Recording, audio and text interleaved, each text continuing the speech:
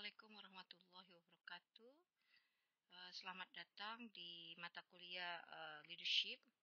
Kali ini kita akan membahas dua hal di dalam kepemimpinan, yaitu kekuasaan dan politik. Baiklah, saya mulai dulu dengan definisi kekuasaan atau power itu sendiri. Jadi, kekuasaan atau power itu adalah sebuah kemampuan untuk mempengaruhi tingkah laku atau kebiasaan sejalan dengan keinginannya atau dengan keinginan kita. Atau di sini dalam bahasa Inggrisnya adalah a capacity to influence the behavior of B so B can act in accordance with A's wishes. Nah, ini yang namanya. Jadi itu adalah tingkah laku kita yang dapat mempengaruhi seseorang sehingga seseorang itu dapat melakukan apa yang kita inginkan. Sedangkan yang namanya ketergantungan atau dependensi itu adalah kondisi di mana seseorang berhubungan dengan orang lain ketika orang lain tersebut berposisi sesuai dengan keinginan dari kita, ya. Nah, itu beda kekuasaan dan ketergantungan. Jadi, definisi dari power atau kekuasaan itu sendiri adalah kemampuan untuk menyuruh seseorang untuk melakukan sesuatu dalam cara yang sesuai dengan apa yang diinginkannya, atau kemampuan untuk mempengaruhi bisa juga disebut power, ya. Jadi yang namanya pengaruh atau itu sendiri adalah aplikasi dari kekuasaan atau power in action.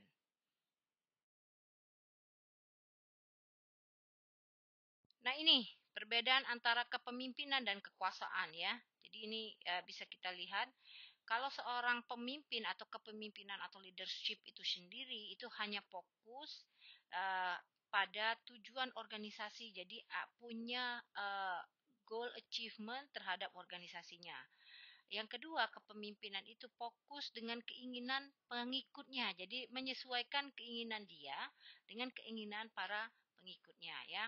Nah, yang selanjutnya yang namanya kepemimpinan itu sendiri fokus pada pengaruh yang ke bawah, ya. Jadi dia bukan berusaha mempengaruhi orang, tapi fokusnya itu adalah pengaruh bawahannya atau orang-orang di sekitarnya.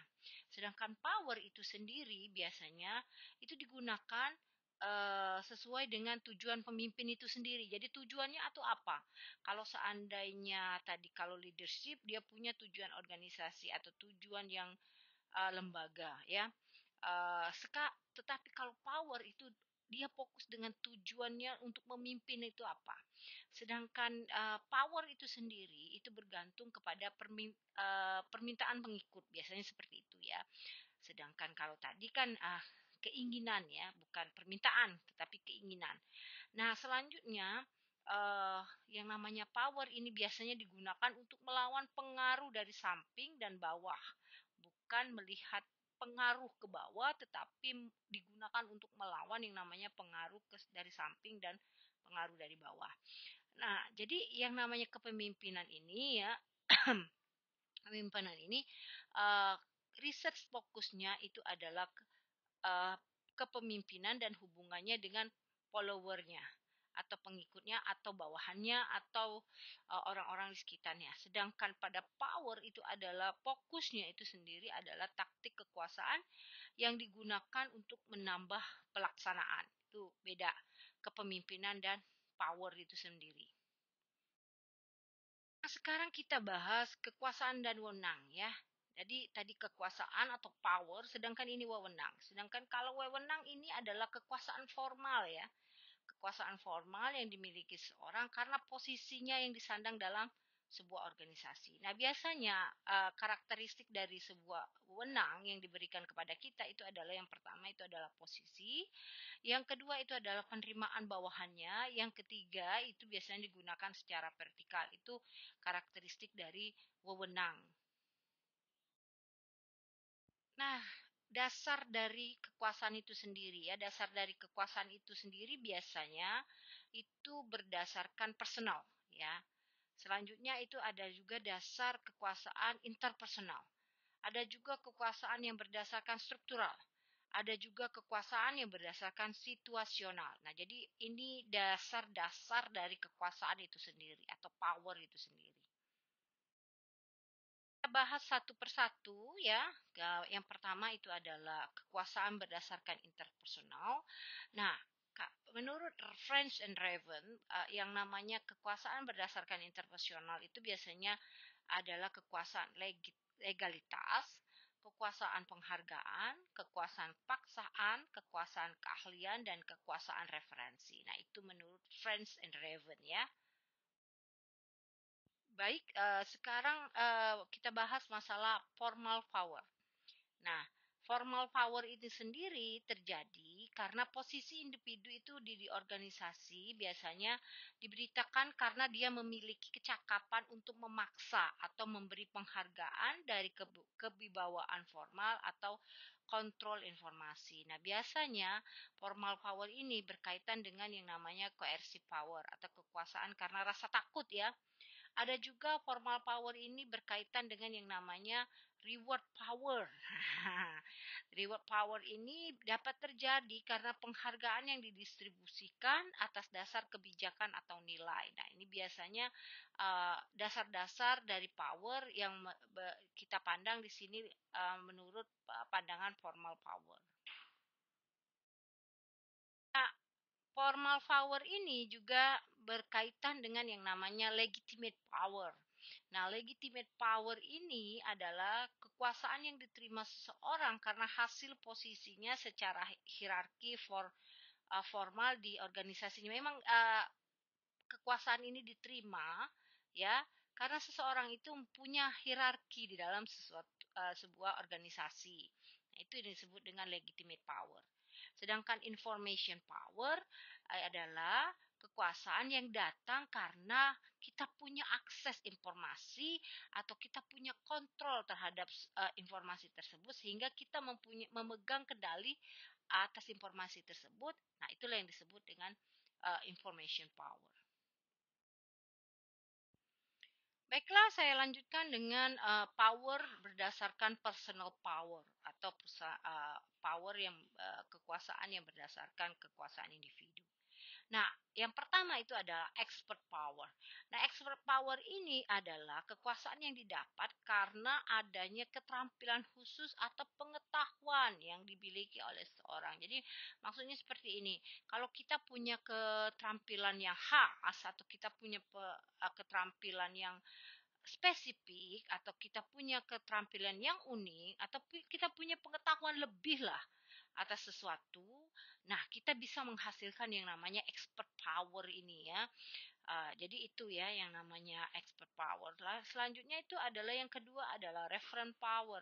Referent power ini adalah kekuasaan yang datang ke kita karena pengaruh dari posisi seorang ya atau keterkaitan dengan sesuatu. Jadi uh, tidak dikatakan bahwa ini adalah nepotisme, tetapi ya karena seseorang yang dekat dengan kita atau yang kita kenal atau yang mempunyai hubungan langsung dengan kita mempunyai posisi tertentu dengan kekuasaan tertentu. Nah, itu akan mempengaruhi kita secara langsung atau tidak langsung. Sehingga kita mempunyai yang namanya referent power ini ya. Yang ketiga itu adalah charismatic power. Nah, charismatic power ini sebetulnya adalah kelanjutan dari referent power. Tetapi ya, charismatic power ini merupakan menunjukkan yang namanya kepribadian kita atau gaya interpersonal individu seseorang. Nah, sehingga orang itu memiliki karisma ya.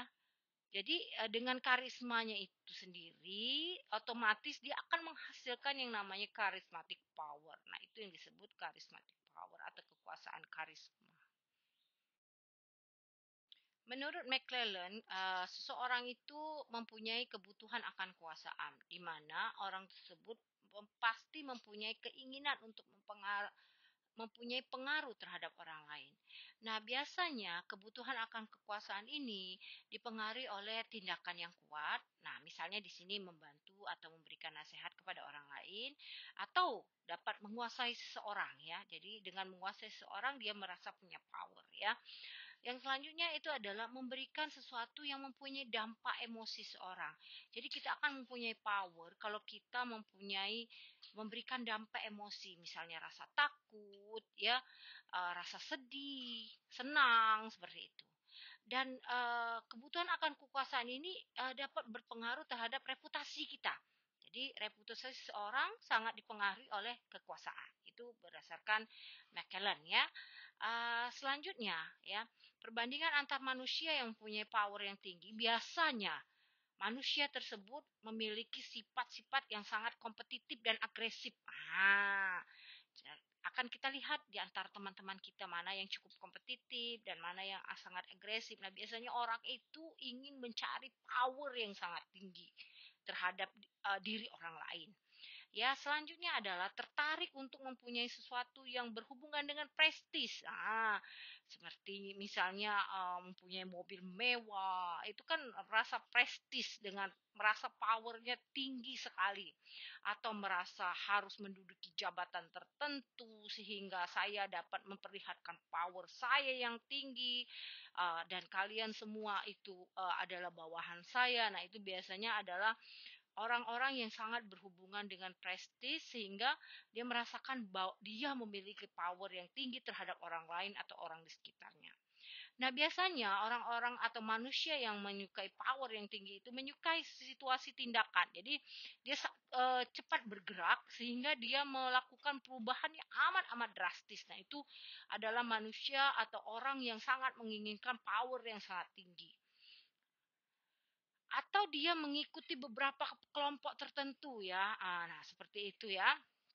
Jadi kenapa tadi kita bahas yang pertama tadi kekuasaan dan politik karena yang namanya power ini sangat terkait dengan mengikuti beberapa kelompok tertentu, misalkan partai politik atau organisasi apa, sehingga di dalam organisasi tersebut, ya, dia dapat mempunyai power yang tinggi. Nah, itu menunjukkan bahwa saya lah yang punya power di sini. Oke? Baiklah, ada lagi yang namanya power dilihat dari struktural dan situasionalnya, ya. Tadi kan sudah saya bahas bagaimana power. Nah, sekarang power dilihat dari struktural dan situasionalnya. Jadi, kalau kita lihat yang namanya power berdasarkan struktur organisasi, itu adalah biasanya mengontrol mekanisme organisasi sehingga organisasi itu dapat berjalan sesuai dengan tujuan organisasi. Atau, ya, kalau structural organization maaf, structural power based on organisasi atau based on organization, biasanya itu membentukkan pola formal komunikasi dan arus informasi serta lain-lainnya. Jadi yang namanya struktur itu dapat membentuk satu kekuasaan dan wewenang formal dengan cara menspesifikasikan individu untuk melakukan pekerjaan tertentu dan membuat keputusan. Nah, itu yang namanya struktur power, ya. Yang selanjutnya adalah merangsang kekuasaan formal melalui pengaruhnya dalam informasi dan komunikasi dalam sistem organisasi.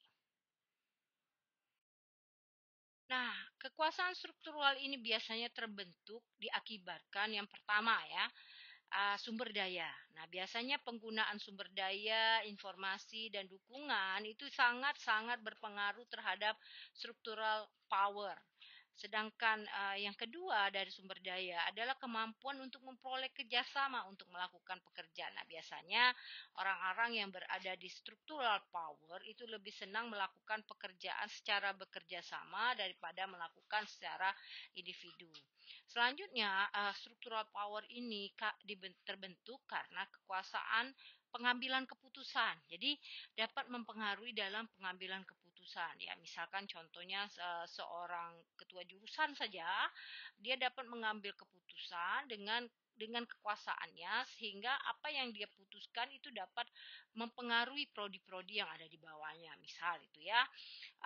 Selanjutnya information power. Nah, kekuasaan struktural itu diakibatkan oleh information power, ya. Karena dia punya akses terhadap informasi-informasi yang cukup relevan di dalam organisasinya. Sehingga dia dapat mengontrol yang namanya informasi tersebut dan informasi tersebut akan menghasilkan power bagi dirinya. Selanjutnya, structural power ini terbentuk karena kekuasaan itu dan pengaruhnya mengalir secara upward, Sebab di lower level dia adalah ahli atau expert, mempunyai lokasi, mempunyai akses, mempunyai pengawasan informasi terhadap kemampuan persuasif dan manipulasinya. Jadi yang namanya struktural power itu di dalam lower level dia adalah ahlinya, ya. Dia punya power atas lokasi, dia punya power terhadap akses dan pengawasan informasi, sehingga dia punya kemampuan untuk membujuk dan melakukan manipulasi. Manipulasi di sini bukan selalu hal-hal yang jelek, ya. Manipulasi di sini bisa saja adalah manipulasi yang dalam artian positif seperti itu. Struktural power juga terbentuk karena kekuasaan interdepartemental, ya. Jadi kekuasaan interdepartemental ini maksudnya adalah subunit dalam suatu organisasi sehingga dia dapat menggunakan kekuasaan yang tidak sama. Jadi dia akan menggunakan kekuasaan dalam level yang berbeda pada level yang berbeda seperti itu, ya. Jadi pada level middle, misalkan dia menggunakan kekuasaan tertentu. Pada level lower, dia menggunakan kekuasaan tertentu. Itu maksudnya kekuasaan departemental, ya. Sedangkan ada lagi yang namanya Hickson Contingency Strategies. Nah, model ini biasanya digunakan untuk menggambarkan setiap subunit mempunyai kekuasaan berbeda. Nah, di sini, ya, dipengaruhi oleh yang namanya tingkat kemampuan untuk mengatasi ketidakpastian. Nah, ya, atau abnormal, kondisi yang abnormal. Nah, bisa tidak dianya.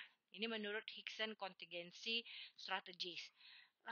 Selanjutnya dapatkah dia menanggulangi yang namanya ketidakpastian tersebut, ya, yang namanya uncertainty, atau itu kan dalam jangka panjang tidak bisa kita ramalkan, hanya kita bisa membacanya, tidak bisa kita prediksi dalam jangka waktu yang panjang, hanya kita bisa membuat yang namanya kebijakan jangka panjang.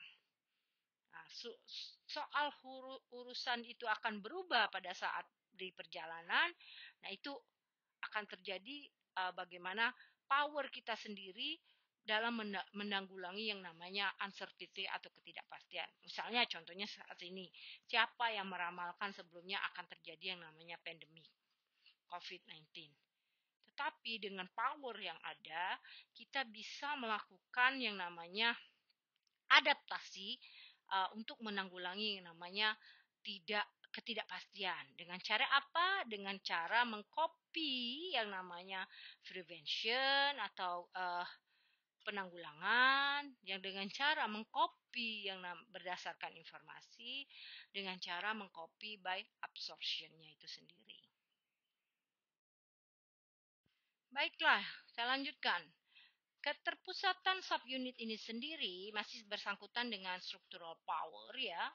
Ini sangat berkaitan dengan yang namanya pusat arus pekerjaan dalam suatu organisasi. Nah, biasanya pusat arus pekerjaan itulah yang memiliki power. Ukurannya di mana? Ukurannya bisa dilihat sampai sejauh mana subunit ini dapat menyumbangkan output bagi organisasi, ya. Misalnya dalam di fakultas ekonomi itu sendiri ada dekan, ya. Nah, bagaimana itu kan adalah subunit power itu terpusat. Nah, bagaimana nanti dari dekan itu dalam pemenuhan KPI-nya atau Key Performance Index-nya, subunitnya ini, ya, di bawah dekan ada subunit, misalkan jurusan A, jurusan B, jurusan C. Nah, bagaimana subunit yang ada di bawah dekan ini dapat memberikan yang namanya output untuk pemenuhan KPI dekan. Nah, ya. Nah, biasanya, ya, kegiatan ini sangat penting, ya, sumbangan dari subunit lainnya. Misalkan contohnya ada subunit bagian misalkan subunit bagian jurnal, atau subunit bagian pengembangan mahasiswa seperti itu, atau juga disebut BEM. Nah, subunit pendukung inilah yang akan mensupport yang namanya KPI dekan. Nah, kemampuan subunit ini biasanya digunakan untuk mengganti kemampuan subunit lainnya. Jadi seperti portofolio lah ya, seperti portofolio. Jadi yang satu akan menutupi tingkat risiko yang lainnya sehingga terjadilah portofolio yang maksimal seperti itu ya. Nah, di sini maksudnya adalah kemampuan subunit lain itu untuk melaksanakan kegiatan subunit tertentu. Jadi saling bekerja sama, misalkan bidang 3 bekerja sama dengan bidang 2 ya untuk contohnya kampus Merdeka seperti ini dan tetapi bidang 2 tidak akan terlepas dari bidang 1 yaitu bagian bagian akademik. Jadi subunit yang ada di bawah dekan ini sendiri akan mendukung yang namanya dekan dalam pemenuhan KPI dekan atau Key Performance Index dekan. Itu salah satu contohnya saja ya. Oke, saya lanjutkan ketergantungan atau dependensi ya. Jadi ketergantungan ini adalah kunci menuju kekuasaan. Nah, tadi kan kita sudah berbicara masalah subunit satu bergantung dengan subunit lain bagaikan sebuah portofolio sehingga yang namanya return itu dapat dihasilkan secara maksimal dan risiko itu dapat ditekan secara minimal ya. Nah, di sini kita dapat lihat ya postulat secara umum, misalkan contohnya di sini ya, semakin besar B tergantung kepada A, maka semakin besar juga kekuasaan A terhadap B. Ya, kita berbicara terhadap kunci menuju kekuasaan. Jadi saling apa? Bekerja sama satu dengan yang lainnya. Semakin besar kendali terhadap sumber organisasi, itu biasanya membutuhkan yang namanya manajer ya. Manajer ini akan semakin berkuasa. Dalam hal ini kalau yang saya contohkan terhadap fakultas tadi, maka dekan itu akan terlihat key performance index-nya makin kinclong seperti itu. Dalam artian uh, kekuasaan dekan itu dengan bentuk struktural powernya akan semakin uh, tinggi sehingga apa yang dilakukan pekerjaan dekan untuk mencapai tujuan organisasi itu tadi dapat terlihat dengan cara memberikan hal-hal yang positif bagi KPI dekan. Nah, biasanya juga akses untuk mencarian pilihan supply itu uh, biasanya akan mengurangi sumber kekuasaan. Nah, dalam artian itu akan membagi semua power itu secara merata. Sehingga orang-orang yang ada di dalam organisasi tersebut dapat bekerja sesuai dengan powernya masing-masing. Seperti itu ya. Nah, bagaimana dapat menciptakan ketergantungan ya? Nah, ketergantungan ini tercipta karena kelangkaan sumber yang di dalam organisasi. Jadi, kalau di dalam organisasi tersebut tidak ada pendistribusian secara jelas ya terhadap power ini sendiri, maka itu akan menciptakan yang namanya ketergantungan. Nah, ketergantungan ini karena sumber itu langka. Misalnya, departemen A lebih kuat di sini, sehingga departemen B seakan-akan tidak memiliki power sama sekali. Nah, sehingga apa yang dikatakan ini ketergantungan departemen B terhadap departemen A itu akan sangat besar sehingga terciptalah yang namanya kelangkaan sumber di dalam organisasi tersebut atau powernya tidak seimbang lah kalau mau dikatakan demikian. Nah, biasanya itu akan menciptakan yang namanya kepentingan akan sumber. Nah, sumber ini sendiri akan terbagi secara tidak merata pula. Macam-macamnya sumber itu, sumber informasi kah, sumber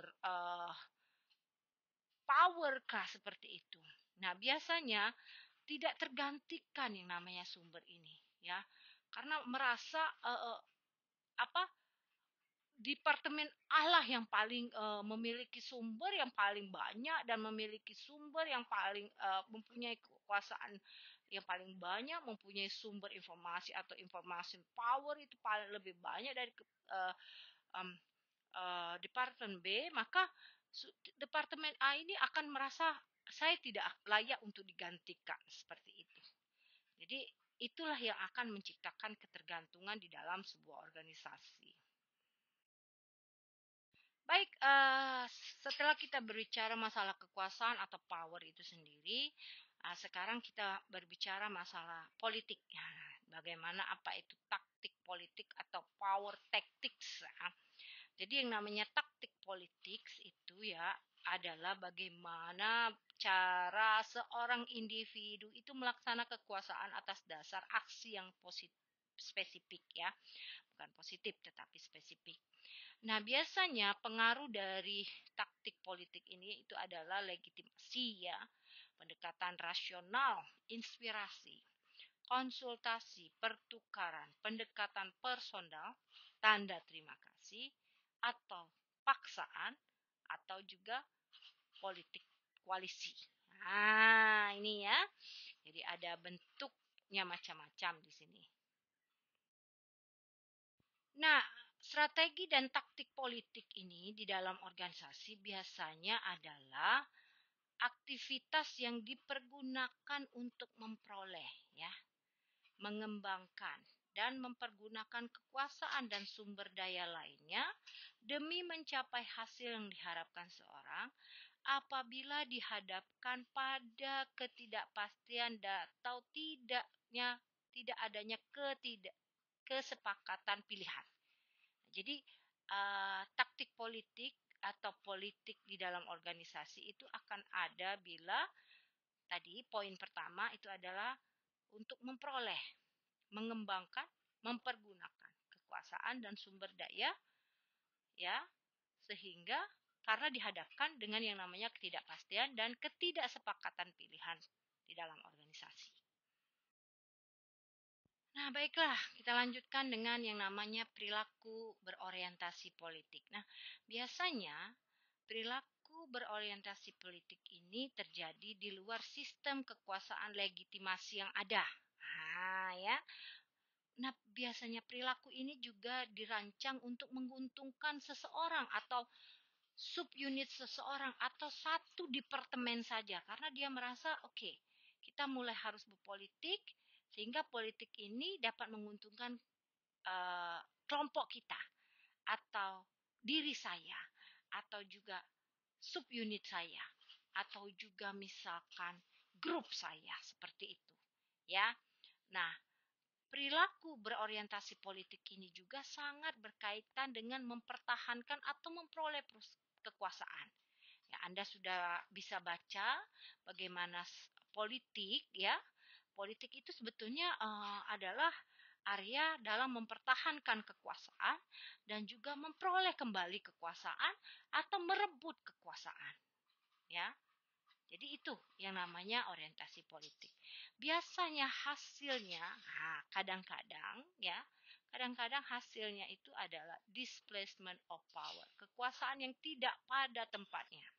Jadi hati-hati dalam perilaku atau kekuasaan politik yang mempunyai tujuan tertentu sehingga hasilnya itu akan memiliki yang namanya displacement of power ya. Karena kadang-kadang kalau politik ini punya tujuan hanya mempertahankan atau memperoleh kekuasaan atau merebut kekuasaan, biasanya yang dipikirkan hanya kelompoknya saja, grupnya saja, subunitnya saja, atau departemennya saja, atau diri sendiri saja. Nah, inilah yang kadang-kadang kita sebut dengan abusement of power atau di sini disebut displacement of power. Oke? Nah, ini adalah faktor-faktor yang berpengaruh terhadap pemilihan dan efektivitas dari taktik suatu kekuasaan. Biasanya sejalan dengan taktik, yang namanya taktik ini adalah kerja lunak ke kerja keras. Hati-hati ya, taktik politik ini adalah kerjanya dari start kerjanya lunak yaitu persuasif. Persuasif, tetapi karena tujuannya tadi adalah mempertahankan, memperoleh atau merebut kekuasaan sehingga dari yang lunak ini pindah ke kerja keras, ya. Nah, biasanya faktor yang berpengaruh itu juga adalah keterampilan. Keterampilan atau pengalaman. Biasanya yang lebih berpengalaman dalam hal politik itu lebih moncer atau lebih lebih gagah di dalam melakukan melakukan mempertahankan atau memperoleh atau merebut kekuasaan itu sendiri. Nah, biasanya taktik ini digunakan ke bawahan, ya, bukan ke atas. Jadi dia lebih condong ke arah level bawah, ya seperti itu. Nah, biasanya taktik ini mengikat. Nah, apakah permintaan itu legal? Wallahu alam. Ya, apakah yang dilakukan itu ilegal? Saya juga tidak bisa mengatakannya. Tapi kalau konsep leadership itu adalah etik yang mesti dijunjung tinggi. Etik, apakah itu etis ataukah tidak etis? Nah, itu diri kita yang bisa menjawabnya. Nah, makanya di sini apakah sesuai dengan etika? Nah, itu diri kita sendiri sebetulnya yang bisa menjawabnya, karena kekuasaan itu ada di tangan kelompok kita, grup kita, individu kita, diri kita sendiri, atau sub-unit kita. Nah, itu bisa dijawab melalui hal tersebut. Nah, budaya organisasi. Nah, biasanya budaya organisasi ini sudah cenderung mulai berpengaruh oleh politik. Ya mau tidak mau, karena kan kita punya kepentingan masing-masing di dalam organisasi itu. Ada yang bawahan pingin menjadi atasan, ada atasan yang pingin mempertahankan yang namanya powernya, ada power bawahan yang ingin merebut atau memperoleh kekuasaan seperti itu. Ya, jadi itu akan berpengaruh pada budaya organisasi. Nah, biasanya ya, taktik ini adalah nilai lokal. Nah, bagaimana nilai lokal itu sangat disukai dibandingkan yang lain. Misalkan uh, apa uh, memperhatikan wong cilik. Nah, apakah itu budaya-budaya lokal yang sangat disukai oleh suatu organisasi, memperhatikan bawahan, ya. Jadi seperti itu. Itu budaya yang spesifik yang ada di lokasi tersebut atau di organisasi tersebut. Baiklah, di dalam kekuasaan ya atau politik itu ada yang dikenal dengan sebutan koalisi, ya.